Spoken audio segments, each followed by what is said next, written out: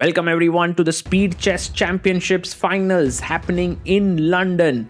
We have Magnus Carlsen here taking on Denis Lazarevic in the first semifinals. You can see Magnus there not particularly happy with some of the moves that he was making, but he was very dominant in this match.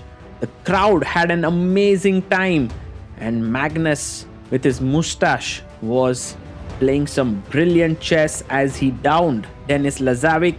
By the way, the rook in the crowd as Magnus won with a score of 17-9, dominating the 5+1, 3+1 and 1+1 segments. In the second semifinals, we had Alireza Firouzja taking on Hikaru Nakamura.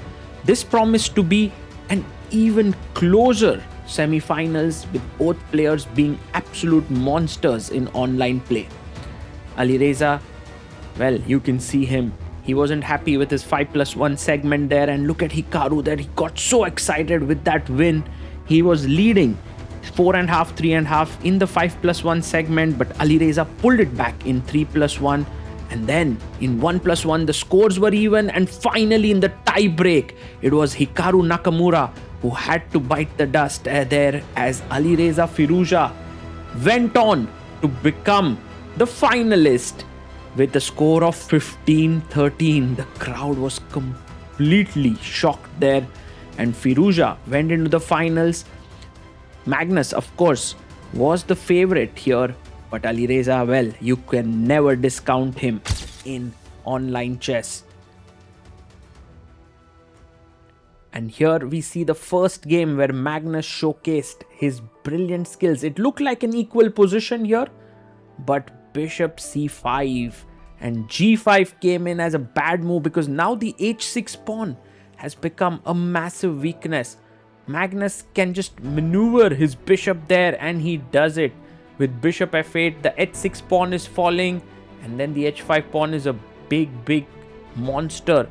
Alireza tried to set up counterplay on the e2 square by bringing his rook in, but look at the amazing way in which Magnus wins now. He brings his king up, now brings it up, f3 pawn is hanging, but this move, bishop f4, sealed the deal, because after rook takes pawn, king goes up, king comes into g5, and that is game over.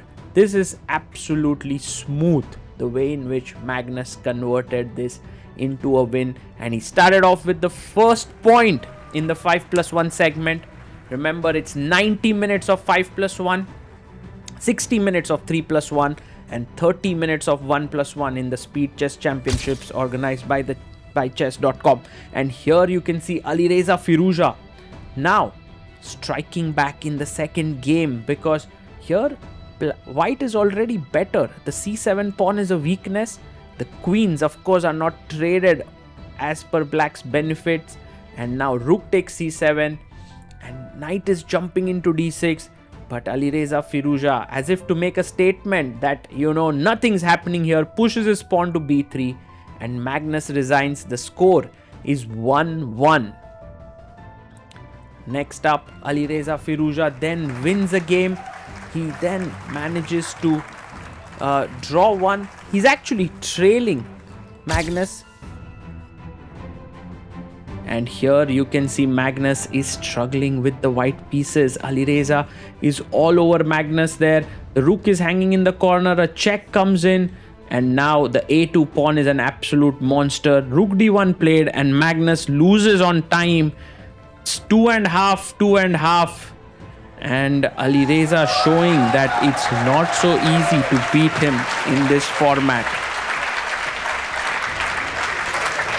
Next up, then we had Alireza there calmly getting his mind into this match, and the sixth game he sacrifices his knight onto the f7 square, and this is a powerful blow. Magnus does not have an answer to this one, because if king takes, then rook d1 and rook e1 coming in, and if rook takes f7, there is queen takes e6.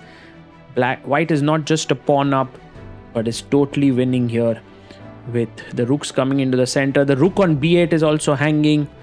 And you can see there Magnus so unhappy. And now after a few moves we reach this position. And the way in which Magnus converts here is, the way in which Alireza converts here is amazing. Bishop e3, a beautiful move that Firouzja has to find here, and he finds it. If you take the bishop, I simply trade everything on f7 and then win the king and pawn endgame. Firouzja won, and he took the lead in the match with 3.5, 2.5 score. Now Magnus needed to come back. It's never easy against Alireza Firouzja. As we moved into the 7th game, and this is where Magnus had to show his class. And you can see here Magnus's queen got trapped on b5. The queen can't come to b4. The bishop is waiting there, can't come to b3 as well. But well, Magnus has to sack the queen. And rook takes rook is the best move, because after rook takes b5, you take it back, ab5, and Magnus sacks the queen. Rook takes c6. And after rook takes queen, ab5, he's better, but somehow Magnus just not feeling that things are going his way in this match. But after a few moves, he already had a big edge. Now bishop a3 is coming in, and somehow Magnus messed it up with queen b4, and with bishop a3 there's queen takes a4, and you can see there Magnus, when he is in form, he never misses such moves. And now queen takes a4 taken, and with this Alireza definitely got his chances here. And rook takes f8, king moves to the side, and somehow Magnus had to make a move now, h3, so as to make his king safe. But you will see that now after pawn takes pawn, Alireza just has 10 seconds. He needs to make a move. H takes g3, f takes g3, and somehow bishop e6, and Alireza finds it. He finds it. g4 played, and then somehow bishop d7 turned out to be a crucial error. Queen a5 was the best move somehow. And Magnus now needs to play. He takes the pawn on e4. Firouzja hardly has time. He gives a check. King comes up. Bishop b5. And now the knight goes back. But there's queen f2. He picks a mistake. Now it's Firouzja who's winning. King f3. Bishop f1 needs to be found. But queen f1 played, and Magnus won on time. What an intense game there. What an intense game. And with that, Magnus Carlsen managing to actually equalize the score. And Magnus managed to then win both the games and won the segment with 5.5, 3.5, which was a good score for him, because the way it all began really put him in a lot of trouble. The nice thing here was that people could actually interact with the players. Magnus interacted with the fans in between the breaks as well. And you could see Levy's book there, which made it inside, which was very interesting. And then Magnus also did interviews in between the games. Thank you very much, guys. Magnus, the way you've started the 5+1 here, obviously 3 wins on the trot is fantastic. But when we take a look at the start of this match compared to what happened at the start last year, it looked like it's a lot closer. The levels seem to be really high. What do you think of playing Alireza last year versus this year? What are the differences you've noticed? Well, he was up early, won early last time as well, 2.5, 1.5. But first of all, it's a really, really fun match. I'm not able to control it. Like, it's generally very hard to control matches against him because he raises the complexity level, and honestly, I'm just having a lot of fun. It's great match so far, and I hope to continue to enjoy it. As the match goes on, do you think both of you are going to steadily improve as the time controls get faster? No. Well, we're looking forward to seeing it. It's been fantastic fun. Thank you so much, Magnus. Best of luck. Magnus Carlsen had a 2-point lead when the 3+1 segment began. And in that, he also had a 1-point lead. So a total of 3 points going into this final game in the 3+1 section. And here, black is the one who's pressing. That's Magnus. He takes the pawn on e4 and in comes b5, a mistake. He misses rook a1 and look at Magnus there because rook a8 is simply going to win the queen. Magnus can't believe what he's just done. And instead of actually pressing for a 4-point lead, now the lead was going to come down to 2 points. And there was nothing that he could do here. Because if rook c4, there's rook a8. He gives up another pawn. He trades. And now takes, rook a5 is winning. Alireza Firouzja with just 2-point deficit going into bullet, where he's considered one of the best in the world, would surely put Magnus under some problems. As he pushed the pawn forward, another pawn push, and Magnus there resigns the game, and which meant that Alireza Firouzja was back with 8-10 being the score. 30 minutes of bullet. Who would come out on top? As this ended, Magnus went in for another interview, and it was very interesting to hear him talk about his experience. Thank you very much, folks. Magnus, obviously, close score, but you have an advantage going into 1+1. Sum up your feelings about the match so far. No, I mean, I feel like I picked up the level quite a bit after the break in the 3+1, and I mean, the last game was just an absolute gift. I blundered a pawn, and then the game on the next move. So it was a bit unfortunate, but still got a good chance. How do you feel about the arena? You had a gesture to the crowd earlier. Do we feel like we need to raise the volume a little bit in here? No, I think they just sometimes cheer for my moves, not only his. London, what do you think about that? Can we have a cheer for Magnus?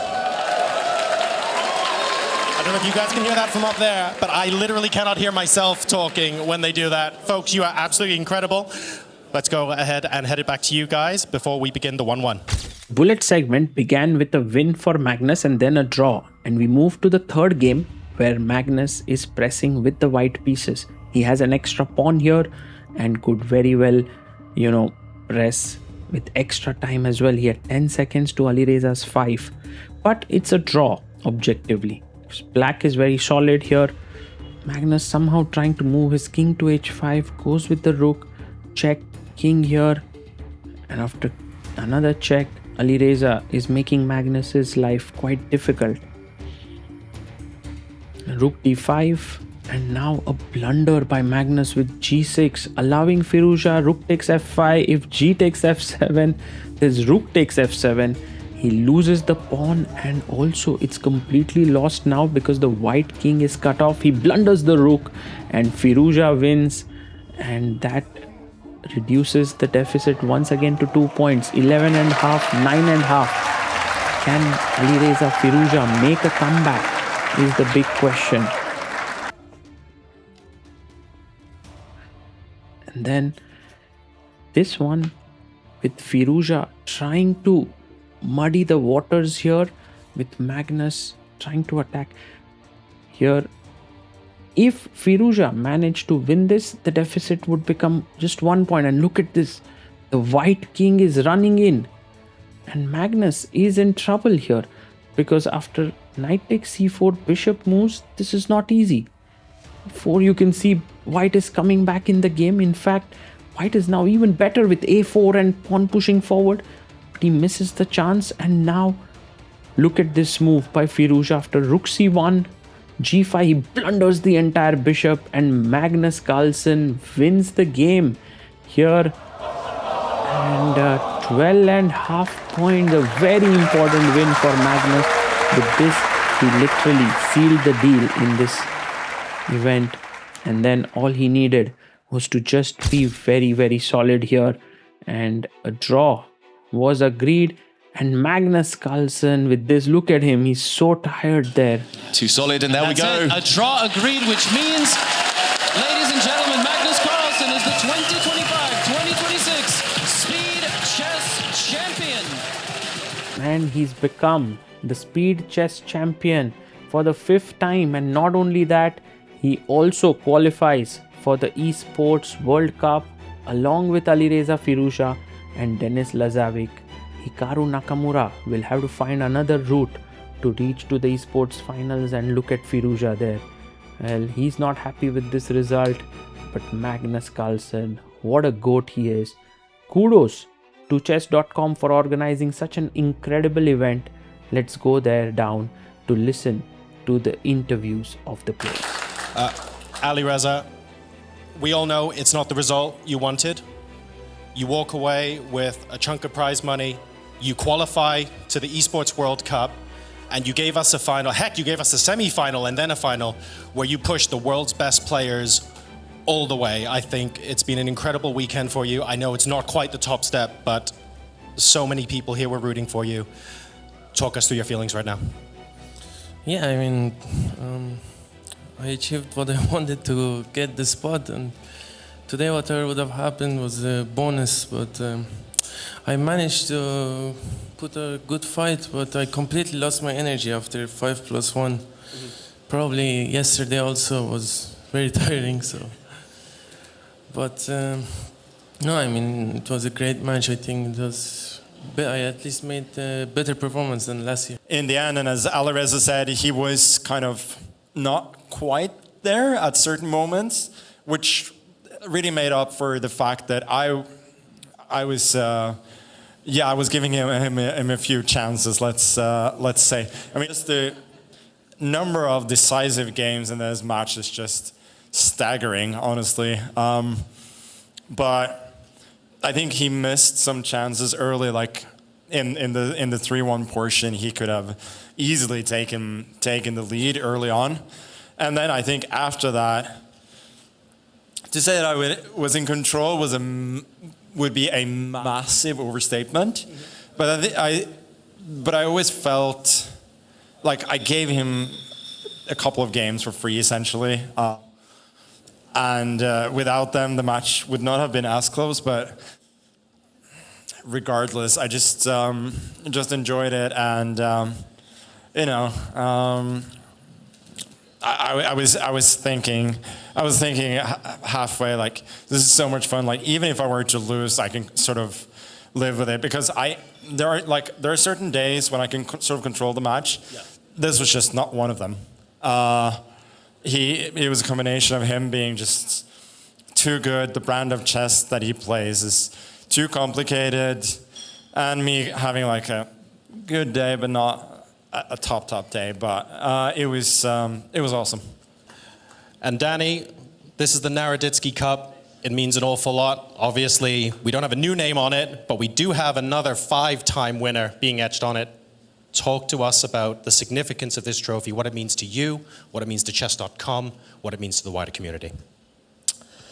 It's the first year, obviously, that it has existed, but feels like it should have been here all along, because Danya's impact on the chess community will last forever. And so I think the cup going forward will say it all, and it's right there at the top, the Naroditsky Cup. I think it looks amazing. It's also heavy, by the way. These interviews have been great, and the cup has gotten heavy. So I think it's amazing.